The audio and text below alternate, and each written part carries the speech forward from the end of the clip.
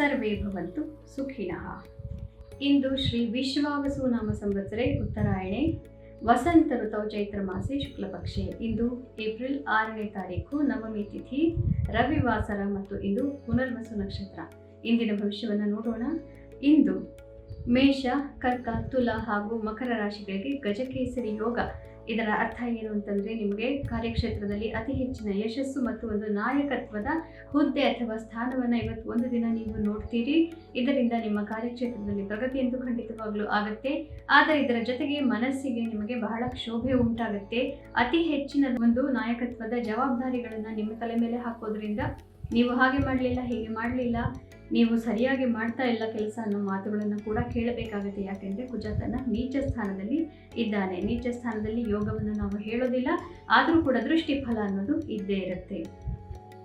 ಮತ್ತೆ ಇಂದು ವೃಷಭ, ಕನ್ಯಾ, ವೃಶ್ಚಿಕ ಹಾಗೂ ಕುಂಭ ರಾಶಿಗಳಿಗೆ ನಾವು ಒಳ್ಳೆಯ ಫಲವನ್ನು ಹೇಳ್ತಾ ಇದ್ದೇವೆ. ಇದರ ಅರ್ಥ ನಿಮಗೂ ಕೂಡ ಕಾರ್ಯಕ್ಷೇತ್ರದಲ್ಲಿ ಯಶಸ್ಸು, ಆದರೆ ನಿಮಗೆ ವಿಷಮ ಫಲ ಅಥವಾ ಬೇರೆಯವರಿಂದ ಟೀಕೆ ಕೇಳುವಂತಹ ಪ್ರಮೇಯ ಇರೋದಿಲ್ಲ. ನೀವು ಮಾಡಿದ್ದು ಸರಿಯಾಗಿರುತ್ತೆ. ನಿಮಗೆ ಇಂದು ಪ್ರಶಂಸೆ ಪ್ರಾಪ್ತಿಯಾಗುತ್ತೆ.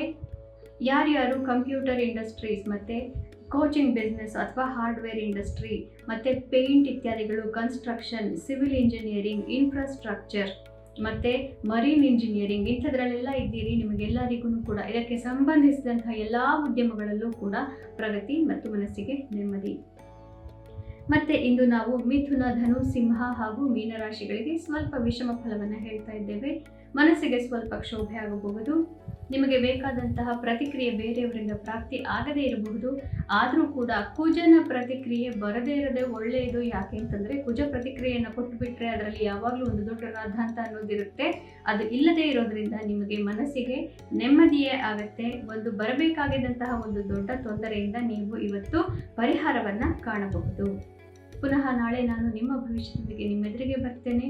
ಅಲ್ಲಿವರೆಗೂ ಕೂಡ ನಮ್ಮ ಚಾನಲ್ನಲ್ಲಿ ಹೇಳುವಂತಹ ಗೀತಾ ಶ್ಲೋಕಗಳನ್ನು ಪಠನ ಮಾಡಿ, ಮನನ ಮಾಡಿ ಮತ್ತು ನಮ್ಮ ಬೆಂಗಳೂರು ಇಂಗ್ಲಿಷ್ ಚಾನಲ್ನಲ್ಲಿ ಇಂಗ್ಲೀಷಲ್ಲಿ ನಾವು ವಾರ ಭವಿಷ್ಯವನ್ನು ಹಾಕ್ತಾ ಇರ್ತೇವೆ. ಅದನ್ನು ಖಂಡಿತವಾಗ್ಲೂ ವಾರ ಭವಿಷ್ಯವನ್ನು ನೋಡಬೇಕಾದವರು ಮತ್ತು ಕನ್ನಡದಲ್ಲಿ ಅಷ್ಟೊಂದು ಪ್ರಾವೀಣ್ಯ ಇಲ್ಲದೇ ಇದ್ದವರು ಅದನ್ನು ನೋಡಬಹುದು. ಎಲ್ಲರಿಗೂ ಶುಭಮಸ್ತು.